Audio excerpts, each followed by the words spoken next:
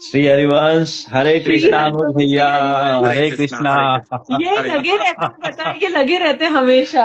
आज हमारी लाडो जो है ना, असीम अहेतु की ऐसी कृपा हुई है जो आज आपसे बात हो गई। क्या बात है। तो मैं आपका पहले इंट्रोडक्शन चाहूंगा, आप कहाँ से बोल रहे हैं और आपका नाम? अनुज भैया, हम पति पत्नी सुनील और ज्योति उदयपुर जी। राजस्थान से हैं। अरे वाह, बहुत सुंदर बहुत सुंदर। जी। आपके शायद और ब्लॉग देखे हैं मैंने। जी जी जी। जी। आप जितने तो हम नहीं हाँ, हैं, पर लेकिन है, कृपा है, थोड़ा सा अनुसरण कर रहे हैं हम भी आपका।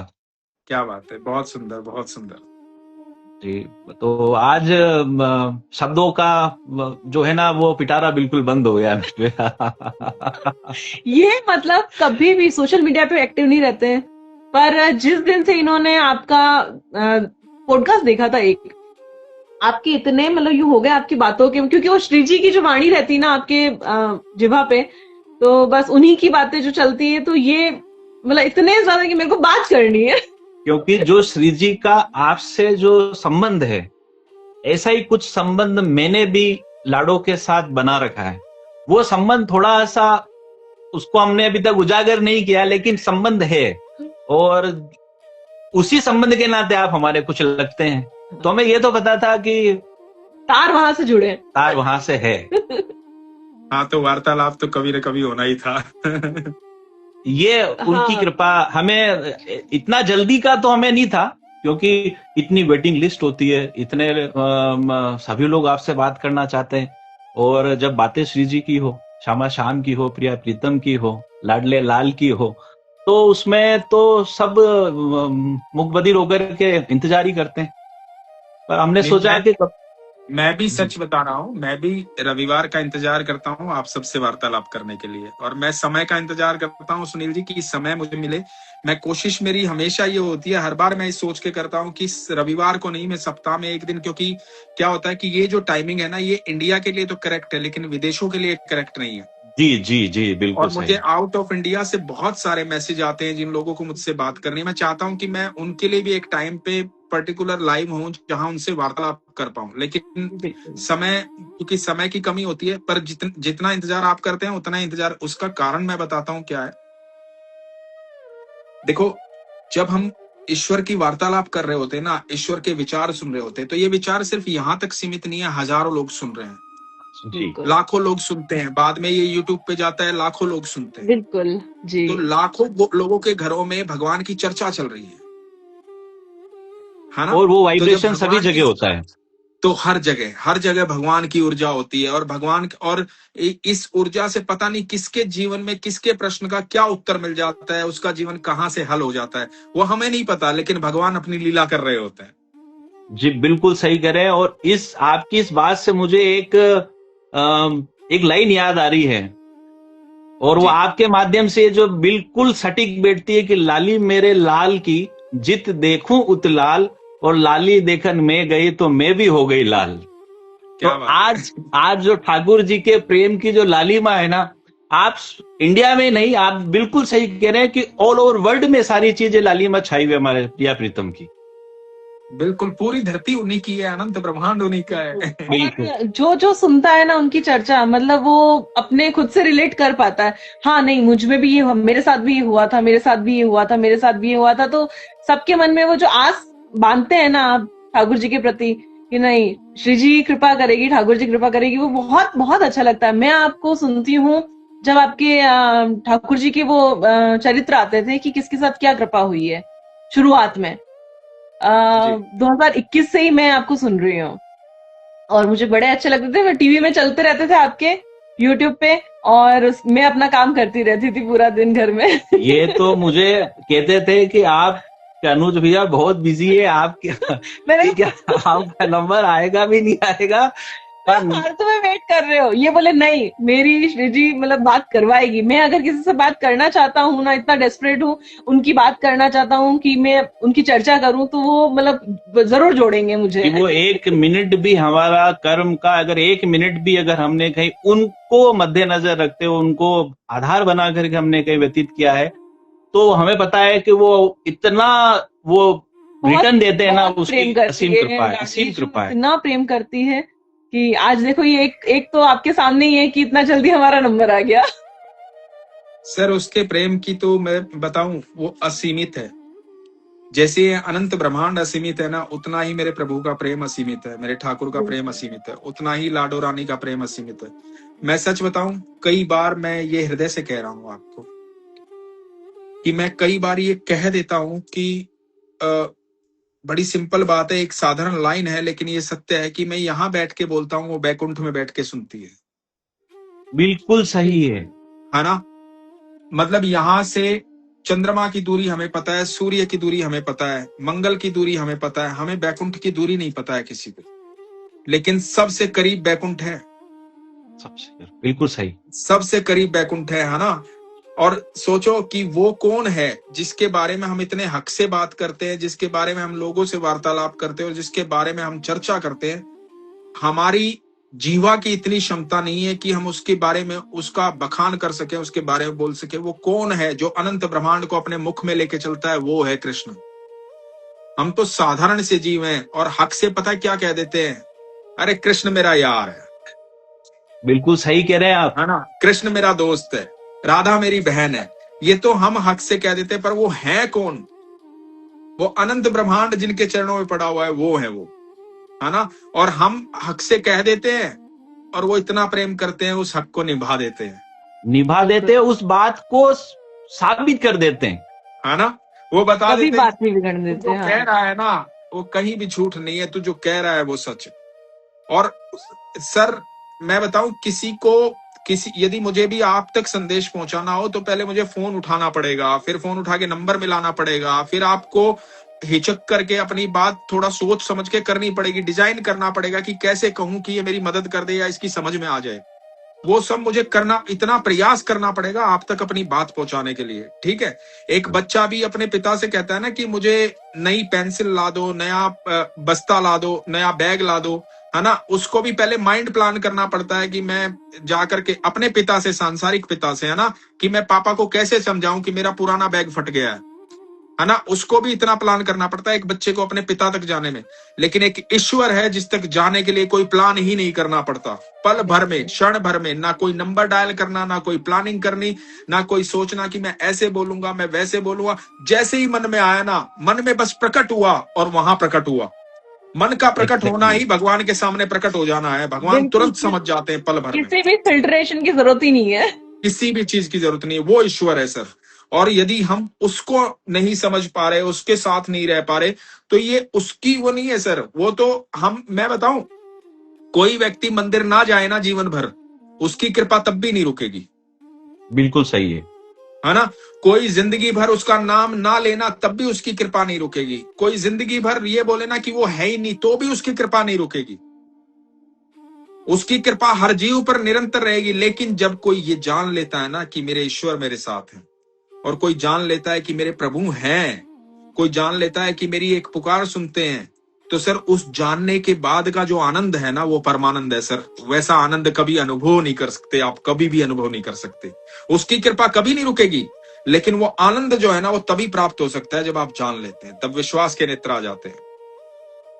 अनुज भैया, मतलब मैं आपको क्या बताऊं कि अगर कृपा बताने पे तो बहुत छोटी सी बात है। देखो, बताना एक निषेध भी नहीं है, और ऐसा कहें कि अगर बता दिया जाए तो हमारी पूंजी जो है उसको इनकम टैक्स वाले फिर छोड़ेंगे नहीं। बस कोई बात नहीं, मैं तो ये सोचता हूँ सर, मेरे से पूछो क्या पूछना है, मैं तो अपने कृष्ण को खुल के बताता हूँ, ठीक है। क्यों बताता हूँ सुनो, उसका कारण है।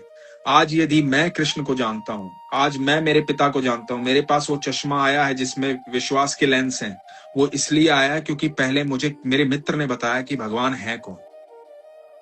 तू कहाँ है अनुज, भगवान को पहचान, भगवान है कौन और कैसे है ठाकुर।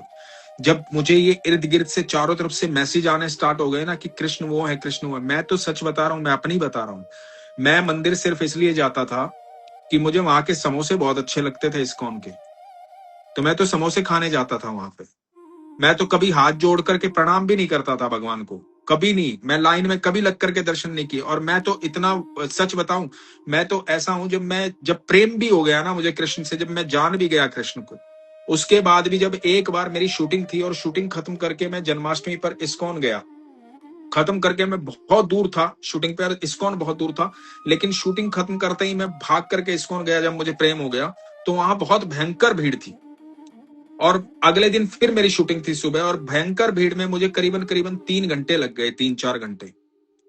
तो मैंने ठाकुर को ये बोला, मैंने कहा ठाकुर जी ऐसा है, दोबारा आपको मुझसे मिलना हो ना तो इस भीड़ में मत मिलना, मैं नहीं आ पाऊंगा।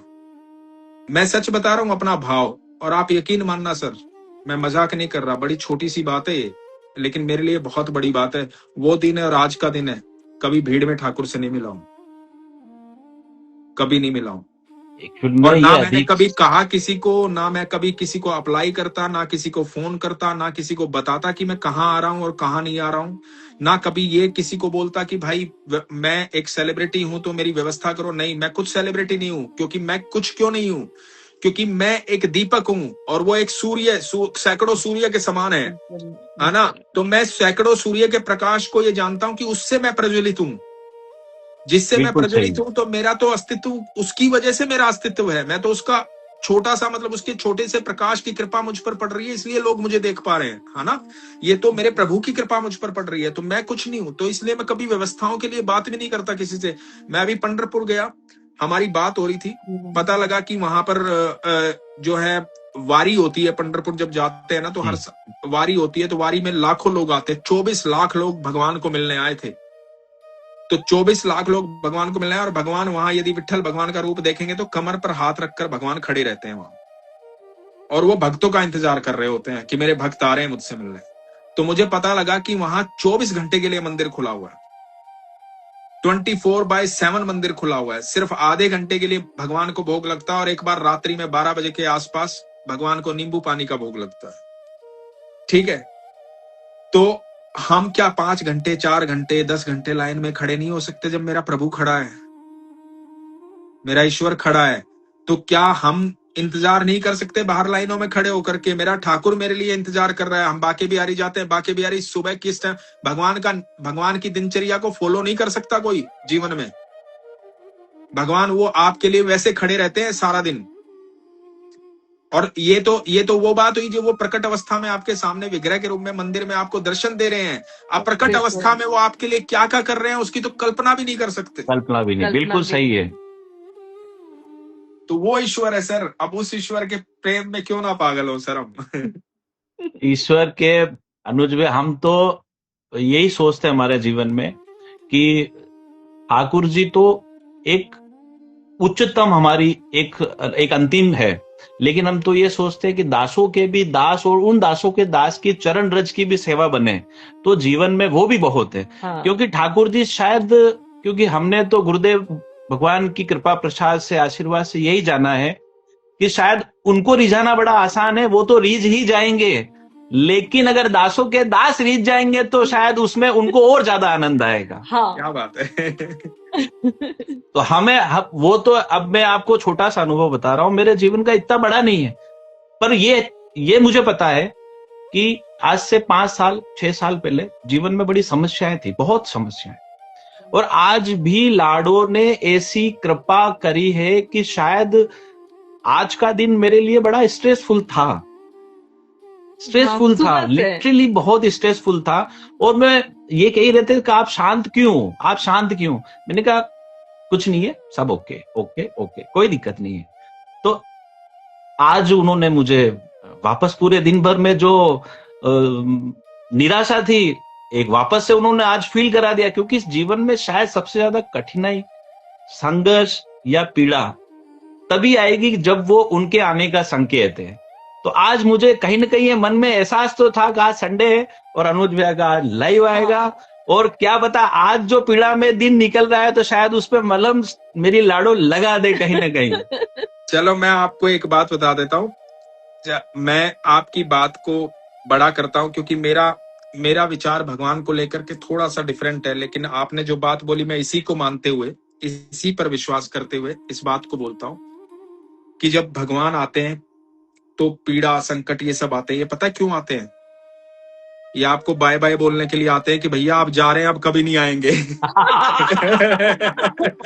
वो दुम दबा के भागते हैं। बोले कि अब नहीं आएंगे भाई, क्योंकि अब वो आ रहा है।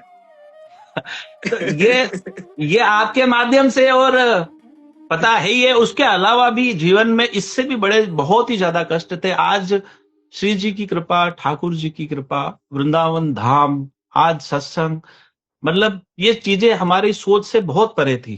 क्योंकि बहुत परे, हाँ, क्योंकि 4 साल इस हुए। माया संसार में जो माया है उससे कोई बाहर निकल नहीं पाता। ये सिर्फ उनकी कृपा होती है, वही इससे परे जाते हैं या इससे थोड़ा सा दूर जाने का सोचते हैं। जी 6 साल पहले अनुज भैया ये स्थिति थी कि इस माया में इतना पजल्ड थे, इतना बिजी थे, इतना जीवन को कठिन कर दिया कि उनके बारे में सोचना 1 मिनट इम्पॉसिबल हो गया। पर क्या पता कि उनकी ऐसी कृपा रही कि उन्होंने ऐसे डंडे मारे, ऐसी सिचुएशन बनाई, ऐसी परिस्थितियां पैदा करी कि अल्टीमेटली जब द्रौपदी जैसा समर्पण करना पड़ा हमें। क्या बात है, फिर बहुत भाग्यशाली हैं आप। उनकी कृपा है। वैसा समर्पण करना पड़ा हमें, कृपा है। हाथ खड़े करवा दी उन्होंने। और लिटरली एक समय था कि मेरी कार की आगे वाली सीट पे मैंने कम से कम 2 साल तक किसी को आगे नहीं बिठाया। हाँ, आसन रहता था। गीत गोविंद जब तक गाड़ी चलेगी, गाड़ी के अंदर गीत गोविंद ही चलता था।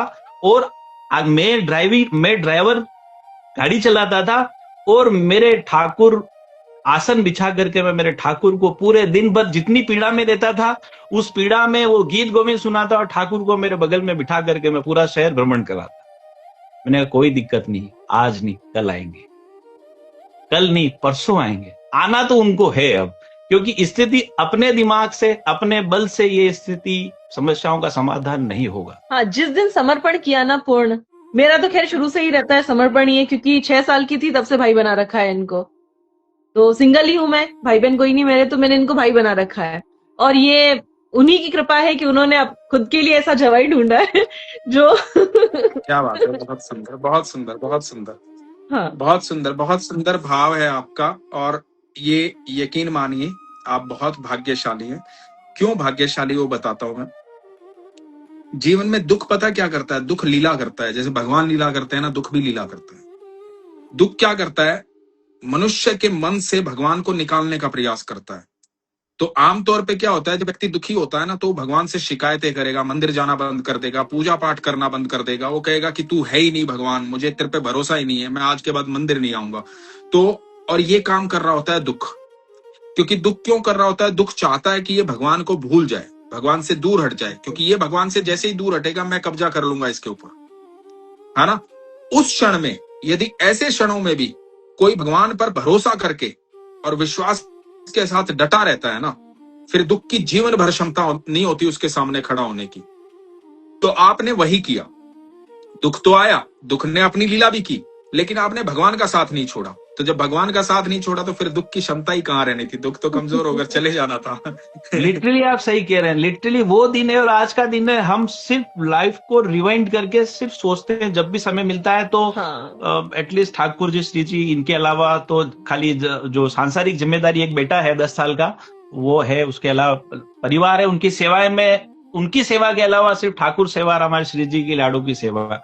और उन्होंने हमें जीवन में सबसे बड़ा गिफ्ट दिया, वो दिया वृंदावन। और वृंदावन भी दिया तो ऐसा दिया कि राधा वल्लभ लाल जू के ही पहुंचा दिया। क्या बात है, क्या बात है, क्या बात है। मैं आज जहां से बैठ करके हम दोनों आपसे आज जो भी हमारे श्यामा श्याम प्रिया प्रीतम का जो आज अनुभव हम आपसे शेयर कर रहे हैं, यहीं बैठे बैठे मैं रात को 2-2, 3-3 बजे तक सिर्फ गुरुदेव भगवान, प्रेमानंद गुरुदेव भगवान के सिर्फ सत्संग सुनता था। मैं वृंदावन जाने से पहले सिर्फ सत्संग 2 बजे 3 बजे, नींद आती नहीं। और बताने से कोई निषेध नहीं, लेकिन आज भी यही रूटीन है। क्या बात, आज भी यही रूटीन है। सिर्फ उनके उस समय भी सत्संग सुनता था, तब यही रहता था सोच के कि हे लाडो खाली सुनते हैं, क्या पता आज इतने बड़े बड़े लोग वहां पहुंचते हैं, गुरुदेव भगवान का आशीर्वाद लेते हैं, आश्रम पहुंचते हैं, एकांतिक में नंबर आता है, क्या मेरा कभी पॉसिबल हो सकता है कि क्या मैं पहुंच पाऊंगा? ये सवाल था बस मन में। पर न जाने क्यों कभी कुछ किया ना, तो आज तक जीवन में जितनी उम्र हुई है, कभी मैंने रिटर्न में कभी कुछ चाहना ही नहीं करी। सिर्फ हाँ ये था मन में मेरे, ये था कि मैं कुछ तो आखिरकार अगर कहीं भी मैं सही जा रहा हूं तो मुझे सिर्फ एक सिर्फ इशारा चाहिए, कुछ भी नहीं चाहिए। हाँ बस सही जा रहा है, वो मार्गदर्शन जो है वो मिले। उनकी ऐसी कृपा हुई लाड़ो की, आप यकीन माने जीवन में जो लोग प्रेमानंद जी गुरुदेव भगवान से मिलने के लिए उनके पास उतना पैसा होता है, रुतबा होता है, अधिकारी होते हैं, पॉलिटिशियन होते हैं, कुछ भी नहीं है अनुज भैया, कुछ भी नहीं है। हम सिंपल साधारण सा जीवन है, लेकिन उन्होंने निहाल कर दिया। मतलब आज जैसे आपसे बात हो रही है, मैंने कभी जीवन में सपने में नहीं सोचा था ऐसे वार्तालाप उनसे कभी हो पाएगा, और उन्होंने कराया। और इतना मतलब वो दिन है और आज का दिन है, यहां पे भी उनकी कृपा नहीं रुकी। वो इससे भी ज्यादा देना चाहते थे, उन्होंने वो भी दिया। आज अनुज भाई देखो, बहुत छोटा, मैं आपका समय तो नहीं लूंगा क्योंकि आप अब आपके सब वो दोष भी लगता है क्योंकि जो आज हम जिस श्रेणी में, हमारे जैसे ऐसे कई उच्चतम भी और आपके उसमें है, लेकिन वृंदावन दिया जो ऐसा दिया ना कि एक तरह से मतलब वृंदावन ने गोद ले लिया। बहुत सुंदर। देखो, जो आपके मन में भाव है ना, बस इस भाव को जीवित रखना हमेशा, चाहे कैसा भी समय आ जाए, क्योंकि समय तो ऊपर नीचे होगा जीवन में, क्योंकि वो प्रारब्ध है हमारे कर्मों के, बिल्कुल, है ना। लेकिन इस भाव को जिंदा रखा ना, तो समय चाहे कैसा भी हो निकल जाएगा। भगवान यही कहते हैं कि महाभारत कितनी बड़ी हो, जैसे मैं मुस्कुरा रहा हूं ना, मैं चाहता हूं मेरे सारे भक्त ऐसे ही मुस्कुराए। तो यही तो डर बना रहता है। आज पाने से ज्यादा पता, इस जो मिली है कृपा उसको खोने का डर रहता है। मतलब हमेशा यही रहता है कि गलती से भी ऐसी कोई गलती ना हो जाए जिससे किसी का मन दुख जाए। कोई गलती नहीं होगी। आप फुल प्रैक्टिस में हैं, और प्रैक्टिस यही है, निरंतर भगवान के ध्यान में रहना। कोई गलती होगी ही नहीं। आप सोचिए, जब भगवान के सानिध्य में आप आ जाते हैं ना, तो भगवान क्या करते हैं? भगवान अर्जुन के पीछे नहीं थे, भगवान अर्जुन से आगे थे। भगवान अपने भक्त से आगे खड़े होते हैं। तो कोई दिक्कत होगी ना, तो पहले भगवान का सामना करेगी वो दिक्कत, और भगवान का सामना करने की क्षमता किसी में नहीं है। बिल्कुल, सारथी होकर रथ को हाँक्यो। तो बस फिर आनंद में रहिए ऐसे ही, है ना। नहीं, वही मैं तो आज भी प्रिया प्रीतम से एक ही चीज कहता हूँ, और वो एक ही लाइन है जो मेरे जीवन में बस वही काम कर रही है, क्योंकि मैं इतना आलसी हूँ। मैं उनको एक ही कहता हूँ कि हे लाडो, हे मेरे प्रिया प्रीतम, श्यामा श्याम, मेरे को अपने परिवार का सबसे कमजोर और अपंग सदस्य ही समझना, कि मुझसे कभी सामर्थ्य से कुछ नहीं हो पाएगा, देना तुझको ही पड़ेगा। मेरे सामर्थ्य से मैं कभी कुछ हासिल नहीं कर सकता, और ना मैं तुझ तक कभी पहुंच पाऊंगा। और मैं एक ही चीज कहता हूं कि सब साधन तो से बने, मोह से बने न कोई। जो साधन भी बनेगा वो तुझसे ही बनेगा, मुझसे नहीं बन सकता। अगर आज मैं तुझे भजूंगा, वो भी तू ही भजवाएगा, बाकी मैं नहीं बच सकता। मेरी जीव्या में, मेरी प्राण शक्ति में, मेरे शब्दों में वो सामर्थ्य नहीं है। अगर आज नाम भी निकलेगा तो तेरे ही सामर्थ्य से निकलेगा, तेरे ही बल से निकलेगा। ये सब साधन तो से बने, मोह से बने न कोई। अनुज भैया बस यही है। और आज आपसे जो बात हो गई है, तो मेरी लाडो ने तो मुझे वैसे ही निहाल कर दिया है। और मतलब क्या कृपा हुई है, मजा आ गया। खुश रहिए, आनंद में रहिए सुनील जी, ज्योति जी, आनंद में रहिए आप लोग, है ना। और जीवन में मौका मिलेगा तो आपसे परस्पर मिलने की भी हमारी बिल्कुल। मैं कभी उदयपुर आया तो जरूर अपडेट करूंगा। जरूर। छोटा सा द्रोणाचार्य की कुटिया है। बिल्कुल। तो ख्याल रखिए, खुश रहिए, ठीक है। बिल्कुल। राधे राधे, हरे कृष्ण। हरे कृष्ण।